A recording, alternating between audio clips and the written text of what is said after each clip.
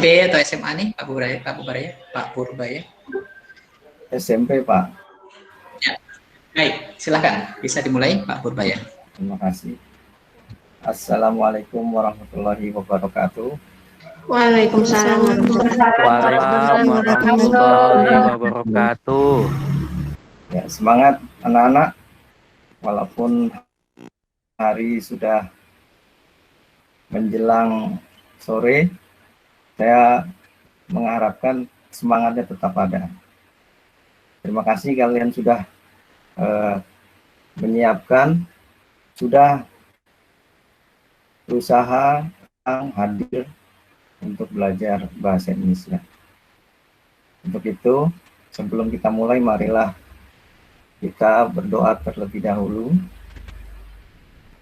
Untuk ketua kelas, mohon disiapkan berdoa. Ke Pak Gatot, silakan Pak Gatot. Ya, baik Pak. Pak Gatot. Ya, mari kawan-kawan kita berdoa sebelum memulai pelajaran. Semoga kegiatan yang kita lakukan dimudahkan dan dilancarkan. Berdoa dimulai. Selesai. Beri salam. Assalamualaikum warahmatullahi Wabarakatuh. Waalaikumsalam. Ya, alhamdulillah hari ini kita bisa bertemu.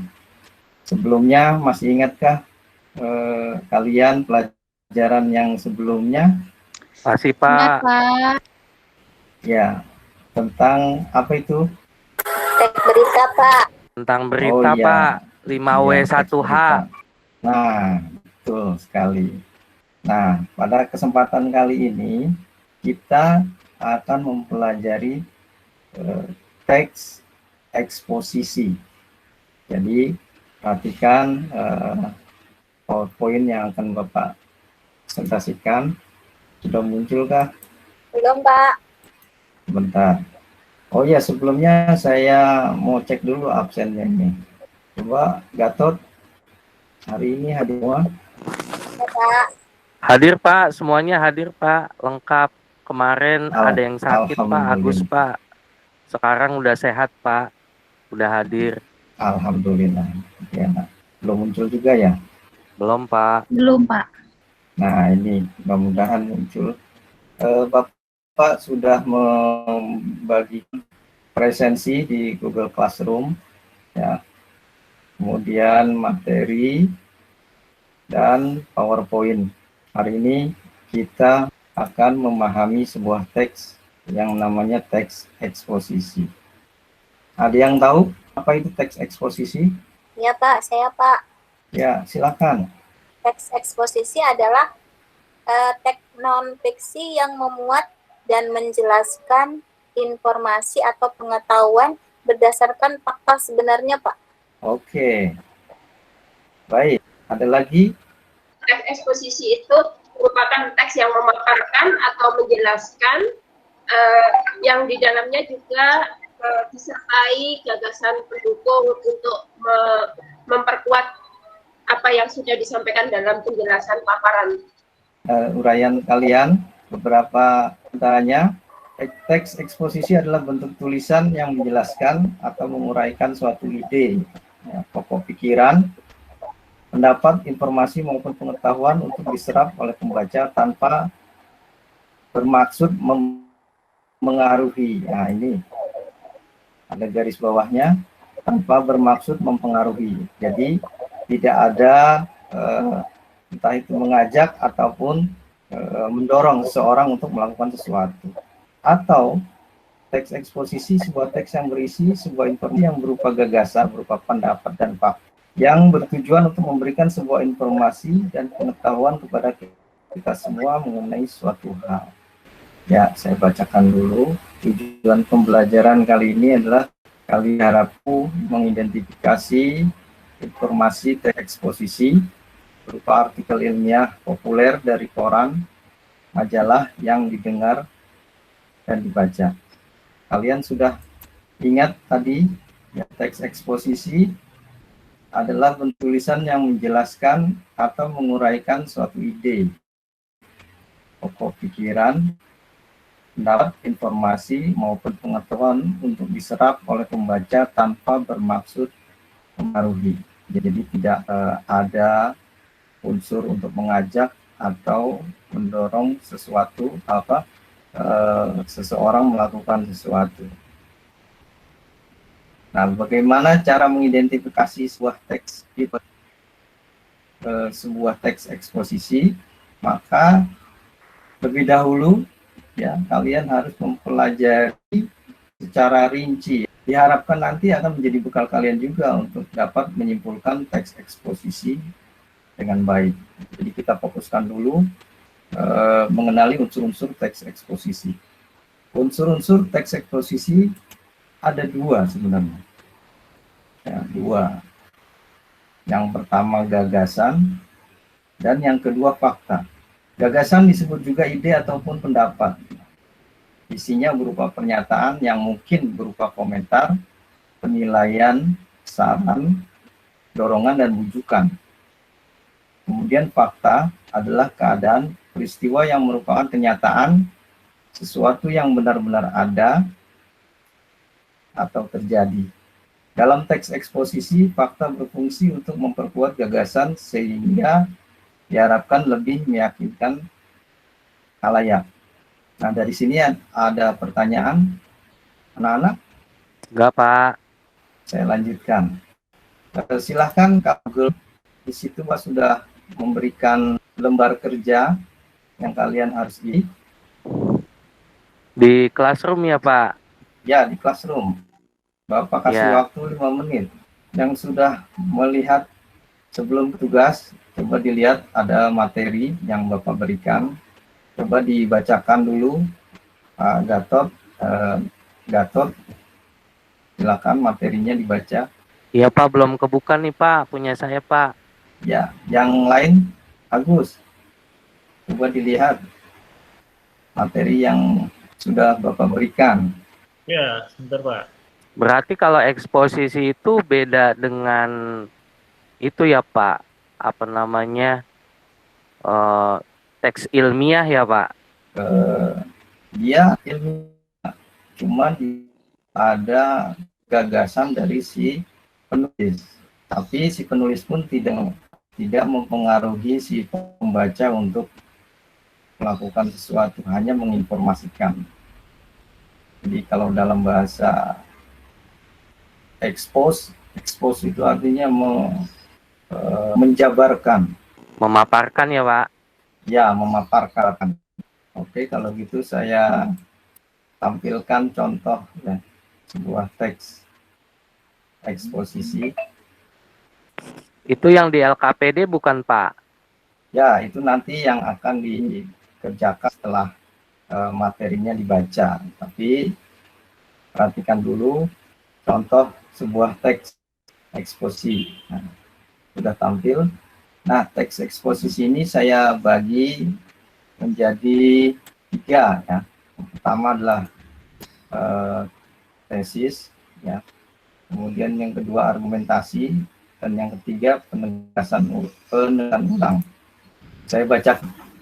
Kemacetan dan Masa Depan Kota oleh Novi Hermawati.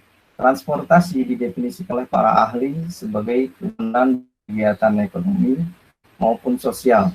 Tipe kegiatan sosial ekonomi yang berbeda akan memiliki dampak kegiatan transportasi yang berbeda. Kegiatan transportasi harian relatif menimbulkan pergerakan yang bersifat berulang, misalnya yang terjadi pada para pekerja dan mereka yang menempuh pendidikan di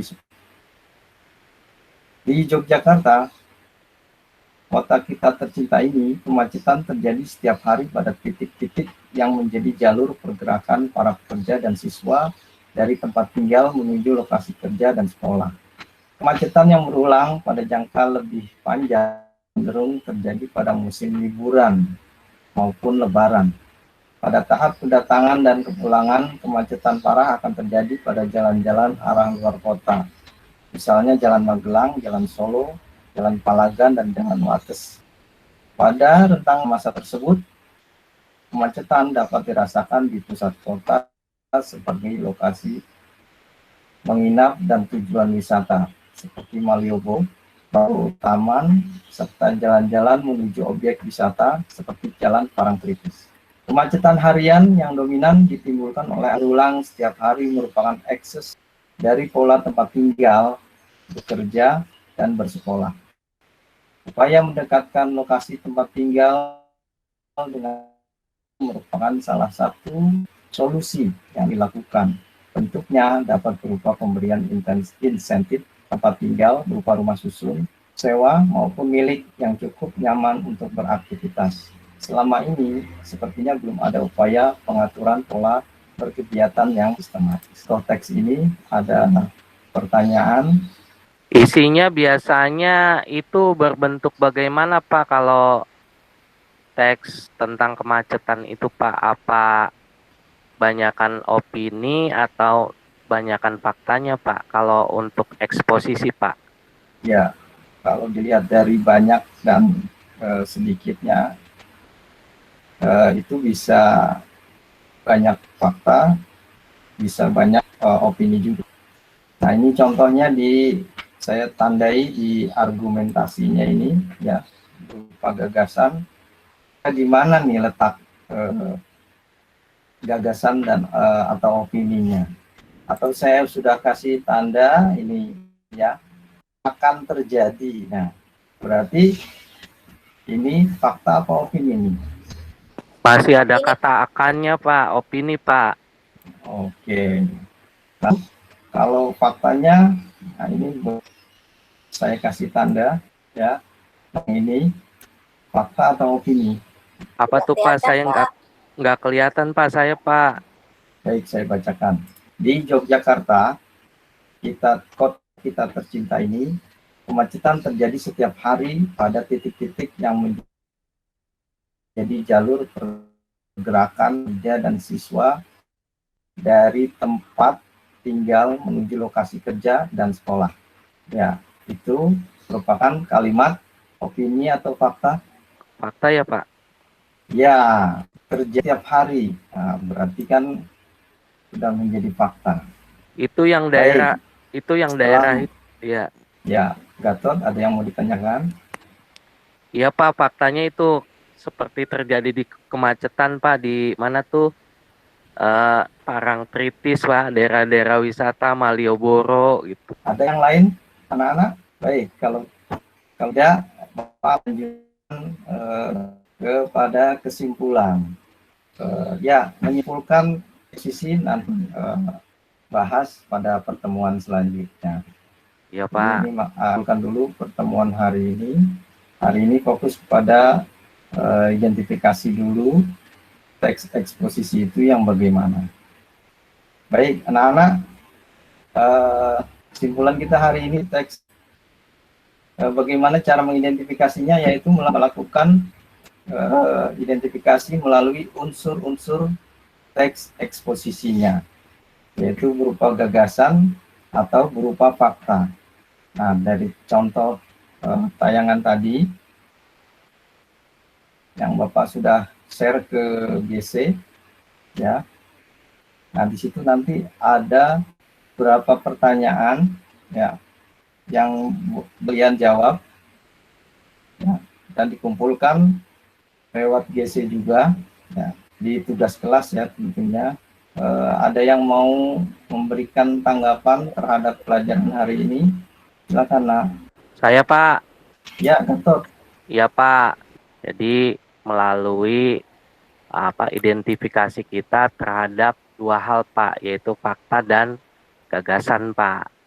Ya, terima kasih Gatot sudah kesimpulan hari ini, dan semoga itu menjadi pelajaran juga buat yang lainnya.